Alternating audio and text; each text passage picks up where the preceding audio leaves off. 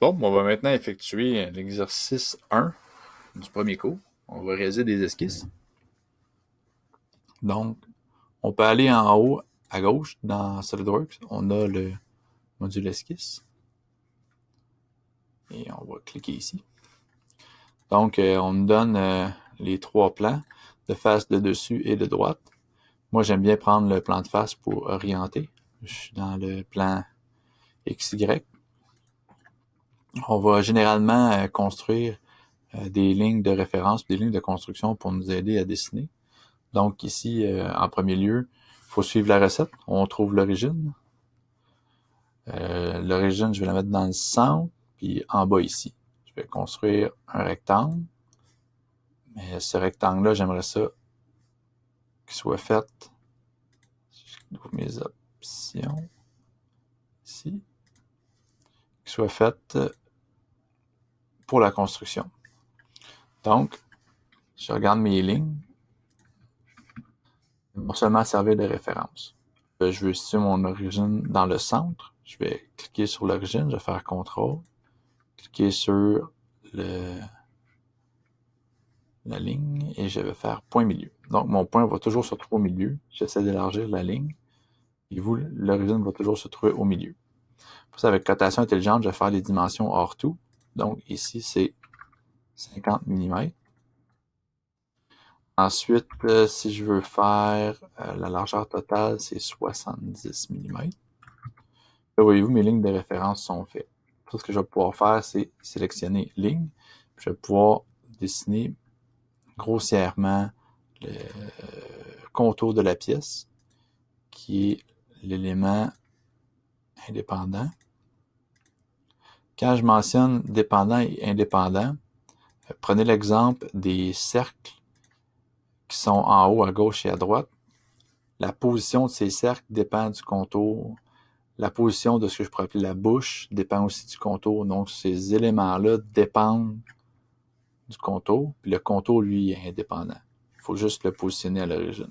Là, comme vous pouvez voir, j'ai des lignes qui sont noires et j'ai des lignes qui sont bleues. Les lignes qui sont bleues m'indiquent qu'il n'y a pas de relation, tandis que les lignes noires m'indiquent qu'il y en a une. Donc, ici, c'est totalement contraint, je ne peux pas élargir. Puis ici, je peux déplacer la ligne, car elle n'est pas totalement contrainte. Donc, je vais continuer avec cotation intelligente. Et je vais rajouter les dernières dimensions qui vont me permettre de contraindre totalement mon esquisse. Ici, je vais faire avoir 10, 10, 10, 10, 10, 10, 10, 10, 10. Tous ces segments-là ont 10 mm. Donc, ce que je vais faire, c'est que je vais sélectionner une multitude de segments qui ont tous 10 mm de longueur. Et je vais les mettre égaux. Donc, le premier segment avec une dimension va contrôler tous les segments subséquents. Là, si on se rapproche, on va voir que la contrainte égale 15-15 relie ces deux segments-là. La contrainte égale 14-14 relie ces deux segments-là, et ainsi de suite. Je vais terminer pour m'assurer que je sois totalement contraint. Là, voyez-vous, c'est marqué totalement contraint ici. Tous mes éléments sont contraints. Je vais rajouter des cercles. Là, voyez-vous, quand je mets mes cercles, des petites lignes pointillées qui apparaissent avec deux petites contraintes. Une contrainte de verticalité puis une contrainte d'horizontalité par rapport aux points qui sont là. Ici, ça peut être très pratique, mais advenant que je ne sois pas intéressé par ces contraintes-là, je peux aussi peser sur CTRL, contrôle, ce qui va empêcher le logiciel de mettre la contrainte automatique. Ici, ils sont tous sur la même ligne, donc je vais les mettre horizontales. Toi et toi, vous êtes vertical. Même chose ici.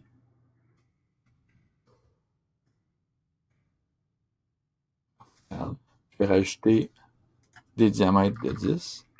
Encore, je pourrais dire que ce cercle et ce cercle sont égaux. Ensuite, il va me rester la petite bouche.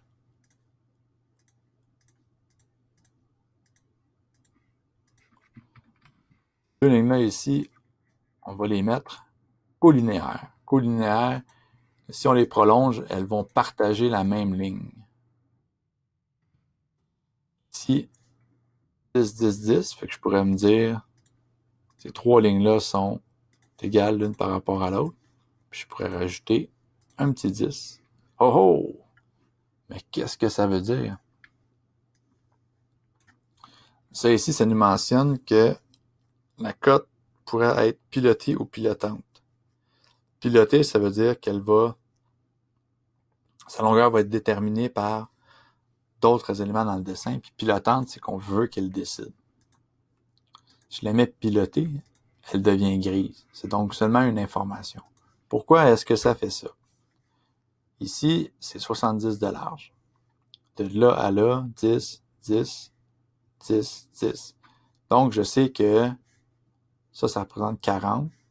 70 moins 40, ça me laisse 30. Puis là, je dis que les trois segments sont égaux.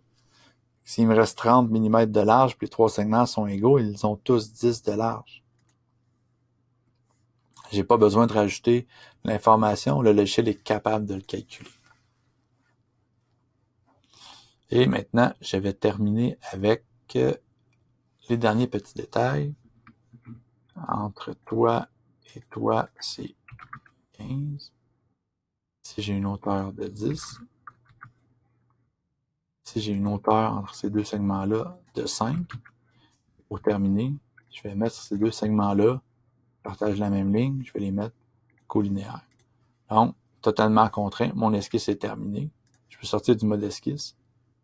Et voilà. Ça ici, je vais le renommer dans les propriétés. Ça va être, au lieu d'être esquisse, ça va être exercice 1.